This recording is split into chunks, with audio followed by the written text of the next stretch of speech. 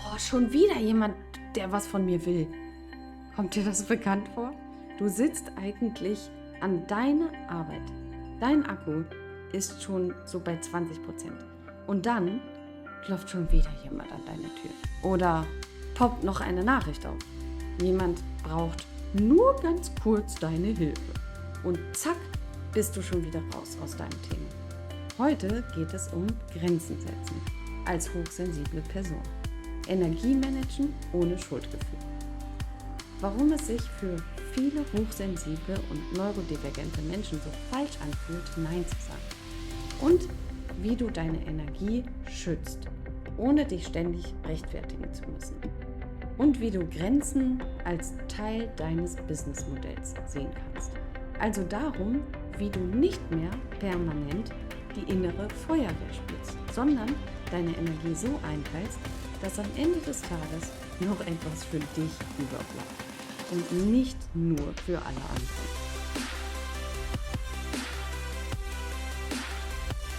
Herzlich willkommen im Neurotalk. Ich bin Alice Mustier. Warum Nein sagen sich für viele von uns falsch anfühlt. Lass uns kurz ehrlich sein. Theoretisch wissen wir alle, dass Grenzen wichtig sind.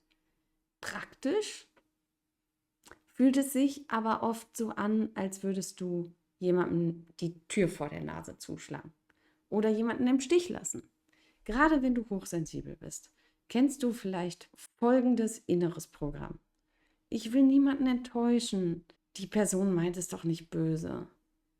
Ich kann das ja schnell machen. Ich halte das schon aus.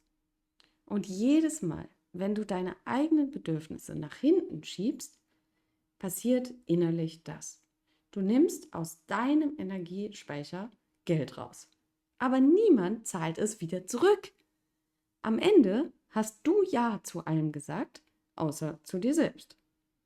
Genau da setzen wir heute an.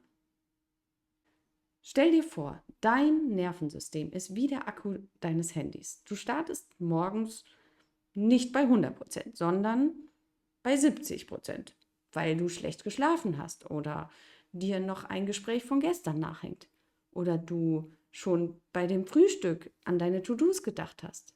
Über den Tag verteilt passieren Dinge. Jede Nachricht, jeder Call, jede Anfrage zieht ein bisschen Akku. Jeder Konflikt, jedes Ich mach das noch schnell mit, zieht mehr Akku. Und alles, was du nicht willst, aber trotzdem machst, zieht doppelt Akku. Das Problem bei vielen Hochsensiblen, sie merken erst bei 5%, dass sie fast leer sind. Aber sagen trotzdem noch Ja, weil da diese Stimme ist. Stell dich nicht so an, die anderen schaffen das doch auch. Grenzen setzen heißt nicht, ich bin schwach oder ich bin egoistisch. Grenzen setzen heißt, ich sorge dafür, dass mein Akku nicht dauerhaft im roten Bereich läuft. Denn dauerhaft bei 5% zu laufen, ist der direkte Weg zu Reizüberflutung, Zusammenbruch oder sogar Burnout. Grenzen als Businessmodell statt als Notbremse. Viele sehen Grenze als Notbremse. Die ziehe ich nur, wenn gar nichts mehr geht. Ich möchte dich einladen, Grenzen als Teil deines Businessmodells zu sehen. Wann bietest du Termine an oder nicht? Wie schnell müssen Menschen eine Antwort von dir bekommen? Welche Arten von Anfragen sagst du konsequent ab? Ein Beispiel. Wenn du weißt, dass abends deine Reize komplett überdreht sind, warum dann 20 Uhr Calls anbieten? Wenn du weißt, dass dir spontane "Können wir mal kurz telefonieren" Anfragen stressen.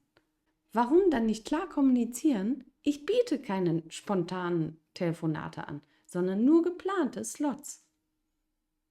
Grenzen werden viel leichter, wenn du sie nicht jedes Mal neu aus dem Bauch heraus erfinden musst, sondern sie als Struktur in dein Business verankerst.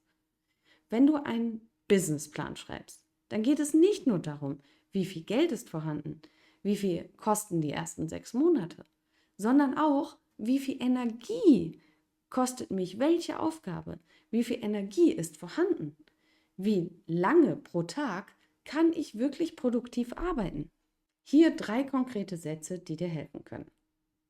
Viele scheitern nicht an der Erkenntnis, ich brauche eine Grenze, sondern an der Frage, wie soll ich es zeigen oder ansprechen? Deshalb hier 3 Sätze, die du dir rauspicken und eben auch anpassen kannst.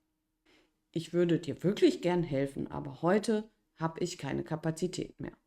Oder das klingt nach einem wichtigen Thema. Dafür brauche ich mehr Raum. Lass uns einen Termin machen. Heute geht es nicht spontan. Oder für diese Art von Anfrage bin ich nicht die richtige Person. Ich kann dir aber X oder Y empfehlen. Was passiert hier? Du nimmst dich selbst ernst. Du vermeidest hektische Rechtfertigung.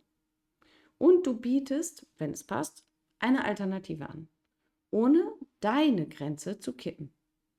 Und ja, es wird Menschen geben, die das doof finden. Aber die wichtigste Person, die lernen darf, deine Grenze zu respektieren, bist du selbst. Menschen, die dich wirklich lieben und mögen, werden deine Grenzen auch akzeptieren. Helfen ist immer ein Geben und Nehmen. Wenn du die Zeit und die Kraft hast und spürst, dass es die richtige Person ist und du ihr gerne hilfst, dann hilf ihr. Wenn du aber merkst, du hast keine Kraft, nicht genügend Zeit oder du spürst, die Person nimmt immer nur, aber gibt dir nicht zurück, dann sag klar Nein. Ich freue mich immer, anderen Menschen zu helfen, weil ich selbst auch im Leben so tolle Menschen hatte, die mir in schwierigen Situationen zur Seite standen. Aber ich habe auch gelernt, Nein zu sagen, wenn jemand zu viel Hilfe verlangt und das über meine Kapazitäten hinausgeht.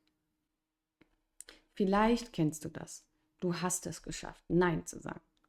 Legst auf und innerlich geht das Kopfkino los. War ich jetzt zu hart? Hätte ich mich mehr anstrengen sollen? Vielleicht hätte ich... Diese Schuldgefühle sind oft alte Programme.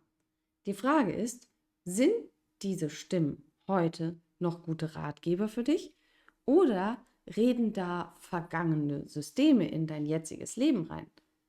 Du kannst dir in diesen Momenten 2 Dinge sagen.